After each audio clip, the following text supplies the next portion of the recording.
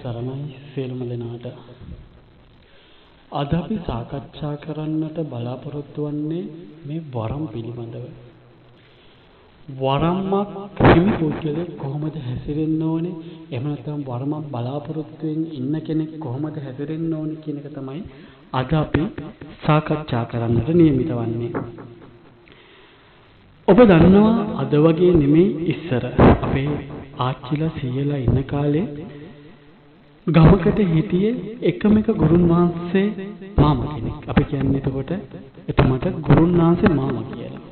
ඒ කාලේ අපි සීයලාගේ ආච්චිලා කාලේ. ඉතින් බොහෝ විට ගමකට ගුරුන් වහන්සේ මාමලා එක්කෙනෙක් හෝ දෙන්නෙක් වැඩිමනොත් 3 දෙනෙක් ඉන්නේ. ඒත් එහා ගෙදර මෙහා ගෙදර වගේ ළඟ නෙමෙයි. ඈතින් ඈතට හිටියේ. අද වර්තමානයේ වෙද්දී මේ වරම් දරුවන් එහෙම නැත්නම් දේවාල කරන අය මෙච්චරයි කියලා ගණන් කළ නිම කරන්නට බෑ. මේ ගෙදරක් දේවාලයක් තියෙනවා, අල්ලපු ගෙදරක් දේවාලයක් තියෙනවා, ඊට එහා ගෙදරක් දේවාලයක්, තව පන්සලක් තියෙනවා, පන්සලට එහා පැත්තේ දේවාලයක්, කඩයක් තියෙනවා නම් ප්‍රසිද්ධ, ඒ කඩේට එහා පැත්තේ දේවාලයක්, කුණු කන්දක් ළඟ දේවාලයක්, ජරා වෙච්ච ඇලක්, එහෙම නැත්නම් අපිරිසුදු ඇල මාර්ගයක්, කාණු පද්ධතියක් ළඟ දේවාලයක්, කනත්තකට එහා පැත්තේ දේවාලයක්, හැමතැනම දේවාලයක්. බලන් ගියාම මේ ශ්‍රී ලංකාවේ 99%කටම වරම් වෙලා තියෙනවා. ඔබ දන්නවා ඉස්සර අපේ තුන්විත්තන්ගේ කාලේ, එහෙම නැත්නම් අපේ ආච්චිලාගේ කාලේ, එහෙම නැත්නම් මේ පරම්පරා 2-3කට එහා කාලේ මිනිස්සු කොහොමද හැසිරුනේ කියලා. ඇත්තටම බුදුදහමට අනුව ගුණවත්ව නැනවත්ව මිනිස්සු ජීවත් වුණා. නමුත් අද එන්න මේ සමාජ මට්ටම පිරිහිලා යද්දී මිනිස්සුන්ගේ ආකල්ප වෙනස් වෙලා තියෙද්දී මිනිස්සු යහපතට වඩා අයහපතට දුර වෙද්දී අයහපතට ළඟා වෙද්දී මිනිස්සුන්ට වරම් කියන දේ එන්න වැඩි වෙනවා. ඇතර මේ ලැබිලා තියෙන හැම දෙයක්ම මේ ආකර්ෂණයන් එහෙම නැත්නම් මේ ඥාති ආකර්ෂණ ඇත්තටම වරම්ද? දෙවි කෙනෙක් හරහා එන වරමක්ද මේක? එහෙම නැත්නම් ඒ ඇඟට එන්නා වූ ඥාති බලවේගය, එහෙම නැත්නම් ඒ යම්කිසි අමනුෂ්‍ය කොටසකගේ යම්කිසි දෙයක් ඉෂ්ට සිද්ධ කර ගැනීමේ බලාපොරොත්තු වෙන මේ වරමක් ලෙස තමන්ගේ ශරීරයට ඇවිල්ලා තියෙනවා. ඇත්තටම අපි දන්නවා වරමක් නම්, නියරදි වරමක් නම් අනිවාර්යෙන් එක්කෝ යම්කිසි දේවතා කොට්ටාසයක් හා සමග සම්බන්ධ වීමක් තියෙන්නට ඕනේ. බොහෝ විට තියෙන මතය තමයි දෙවි කෙනෙක් යටතේ වැඩ කරලා, බැල මෙහෙවර කරලා ඒ දෙවියන්ගෙන් යම්කිසි වරයක් ලබාගෙන තමන්ගේ මනුෂ්‍ය ලෝකේ ජීවත් වෙන්නා වූ යහපත් තමන්ගේ ඥාතියෙක්ට තමයි මේ වරම කියන දේ ලබා දෙන්නේ. එහෙම නැත්නම් ඔය භූමාට දෙවිවරු ඉන්නවා, භුක්ෂ දේවතාවුන් වහන්සේලා ඉන්නවා. ඒ අයගෙනුත් වරමක් නොත් වරයක් ලැබීමේ ප්‍රවණතාවයක් තියෙනවා. නමුත් අද කාලේ වෙද්දී මේ වරම කියන එකට ලැබෙන්න ඕන උපරිම ගෞරවය ලැබිලා තියෙන කියන එක අපිට ලොකු ප්‍රශ්නයක්. ඇත්තම කිව්වොත් යම්කිසි පුද්ගලයෙක් බුදුන් වදිද්දී, එහෙම නැත්නම් දෙවියන්ට වන්දනාමාන කරද්දී, දේවාලයකට කෝවිලකට යද්දී, බෙරයක් ඇහෙද්දී තමන්ගේ ශරීරයට යම්කිසි වෙනසක් දැනෙනවා නම් ඔවුන් හිතනවා මේක වරමක් කියලා.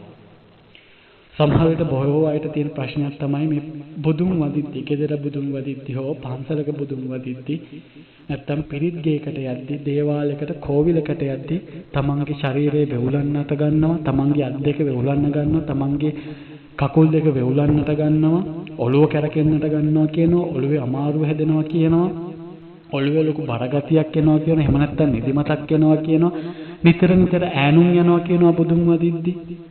උගුරට එන ස්වභාවයක්, ગેස්ට්‍රයිටිස් වගේ උගුරට එන ස්වභාවයක් තියෙනවා කියනවා, බඩේ අමාරු තියෙනවා කියනවා, බඩ කොර වෙනවා කියනවා, කොන්දේ අමාරුවක් එනවා කියනවා. ඉතින් මේ හැමදේම වරමකට හිමි ලක්ෂණද? බුදුන් වදිද්දී වරමක් හිමි කෙනෙක් නම් දේවතා කෙනෙක් කරහින වරමක් හිමි කෙනෙක් නම් බුදුන් වදිද්දී ශරීරය වෙවුලන්නට පටන් ගන්න ඕනේද? ඔලෝක කුමක් එන්න ඕනේද? ඈනුම් යන්නට ඕනේද? මොහොතක් හිතා බලන්න. අනික වරමක් හිමි පුද්ගලයාට කොහොමද මේ වරමක් හිමි පුද්ගලෙක් හැසිරෙන්නට ඕනේ? පොඩි කාලේ සිට පින්දහම් කරගෙන ආපු කෙනෙක් වරමක් ඇවිල්ලා අමුතු ලෙස අමුතු ආකාරයෙන් වෙනස් වෙනවා නම්, ඔහු නපුරු වෙනවා නම්, ඔහුගේ සිත දැඩි වෙනවා නම් ඒක වරමක්ද? ඔහු වෙනස් වෙනවා නම් පිරිසිදුව හිටපු මිනිස්සෙක් ටිකෙන් ටික අපිරිසිදු වෙනවා නම්, නාන්නේ නැත්නම්, හරිය නිකන් බත් කනකොට පෙරේතේ කන්නම් වාලේ කනවනම් කවදාවත් මත්ද්‍රව්‍ය වලට ඇබ්බැහි වෙච්ච නැති කෙනෙක් මත්ද්‍රව්‍ය වලට ඇබ්බැහි වෙනවනම් ඒක වරමක්ද? ඔබට කියන්න යම්කිසි සිද්ධියක්, මේක මම ලැබපු අත්දැකීමක්. එක්තරා පුද්ගලයෙක්, එක්තරා ඇත්තම කිව්වොත් එක්තරා දේව ගැතියෙක් කියා ගන්නවා පුද්ගලයෙක්. මා සමග කතා බහ කර ඉද්දී මට කියනවා අම්බ වදනම් ඉන්න බෑ, බොන්න ඕනේ. මම කටට කෙලවුණා. අද නම් සිගරට් එකක් හරි බොන්න ඕනේ. අනිවාර්යෙන් බීර් එකක් අද නම් බොන්න ඕනේ. මගේ කටට කෙලවුණා නෝනේ. මම ඇයි? නෑ මේ කඩවල දේවතාවුන් වහන්සේට බොන්න උවමනා වෙලා. කඩවල දේවතාවුන් වහන්සේ සිගරට් එකක් කියලා. මොනවද මේ කියන්නේ? ඇත්තට මොනවද මේ? මේ වරම්ද? බොහෝ වරම් 4 වරම් වෙලා. එක්ක දිස්ති ඇඟට ආපු හැටිය මායම් වෙච්ච හැටි තමන්ගේ ඇඟේ ලේසවල හොලව ගන්නවා, දිවවල් කපා ගන්නවා, අතවල් කපා ගන්නවා, ලේ පෙරාගෙන දඟලනවා. එක කුකුලෙක් ඕනේ කුකුලගේ බෙල්ල කඩලා කනවා, ලේ බොනවා. මේ දේවතා කොට්ටාසෙක් කරායන වරමක්ද මේක? පොඩක් හිතලා බලන්න. ඔබ ගිහිල්ලා ඇති ගොඩක් දේවාල වලට. ඔබට ප්‍රශ්න ගැටලු තියෙනවා තමයි. ඔබ ඒ ප්‍රශ්න ගැටලු විසඳගෙන දේවාල වලට යද්දී එක දේවාල වල එක දේවල් මේ ඔලු කරකෝගෙන කෑ ගහගෙන හූ කියාගෙන තමන්ගේ ඇඟට ගහගෙන ඉන්න අර පිහිට පතාගෙන ආපු මිනිස්සුන්ව බය කරගෙන, එහෙම නැත්නම් ඒ තමන්ට ඉන්න ආවතේව කරන කෙනාට සරපෞසලස බැනවදමින් කුණුහරුප කියමින් ළඟේ ඉන්න කෙනාට ගහනවා පෙලක් මේ වරම් හිමියා වරමින්. ඇතර ඒකද මේ වෙන්න ඕනේ? වරමක් තියෙන කෙනෙක් යහපත් වෙන්න ඕනේ, අයහපත් වෙන්නද ඕනේ? මොකද හිතන්න. වරමක් ඔබට හිමි නම් ඔබ කෑ ගහන්න අවශ්‍ය නැහැ.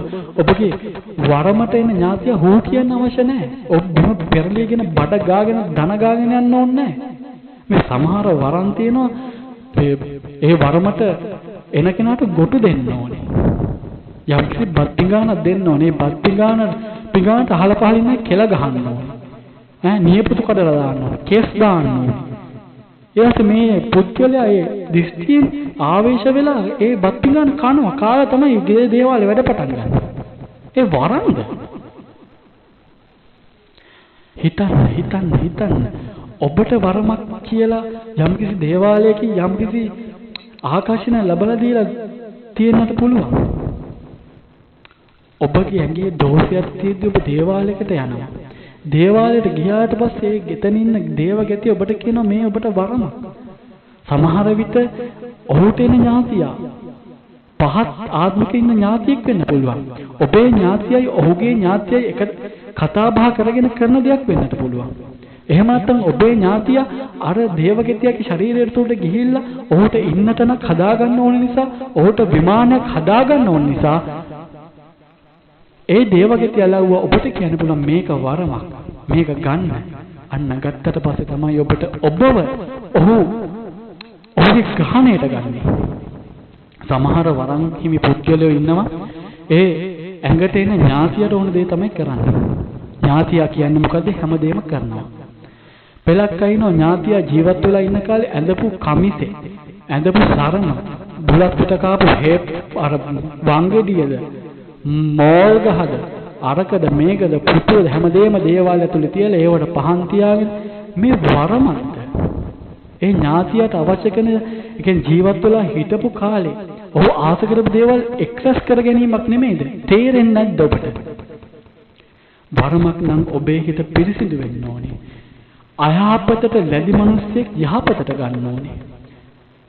නැත්නම් පොඩි කාලේ නම්